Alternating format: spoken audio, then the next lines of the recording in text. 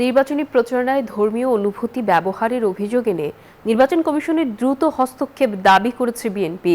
একই সাথে নির্বাচনের দিন আনসার সদস্যদের নিজ এলাকার বাইরে দায়িত্ব পালনের প্রস্তাব দিয়েছে দলটি। সোমবার সকালে গুলশানে এক সংবাদ সম্মেলনে এসব কথা বলেন বিএনপির নির্বাচন পরিচালনা কমিটির মুখপাত্র ডক্টর মাহদি আমিন।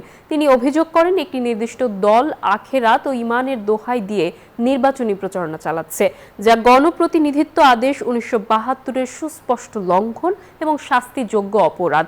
এছাড়াও নির্বাচনের দিন ভোট কেন্দ্রে ভলান্টিয়ার হিসেবে নিয়োজিত আনসার সদস্যদের নিরপেক্ষতা নিয়ে প্রশ্ন তোলে বিএনপি। এছাড়া নির্বাচন সামনে রেখে যেসব সহিংসতা ঘটছে তা বিএনপি সমর্থন করে না বলে জানান দলটির মিডিয়া সেলের আহ্বায়ক মওদুদ হোসেন আলমগীর পাভেল।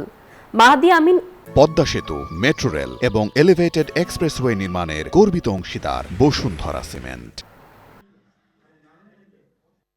একটি নির্দিষ্ট রাজনৈতিক দলের প্রার্থীরা এবং তাদের বিভিন্ন পর্যায়ের নেতা কর্মী ও সমর্থকেরা ধর্মীয় অনুভূতির অপব্যবহার করে নির্বাচনী প্রচারণা চালাচ্ছেন। এই বিষয়ে আমরা নির্বাচন কমিশনকে অবহিত করেছিলাম এবং বিষয়টি আমলে নেওয়ায় আমরা নির্বাচন কমিশনের প্রতি কৃতজ্ঞতা জ্ঞাপন করছি।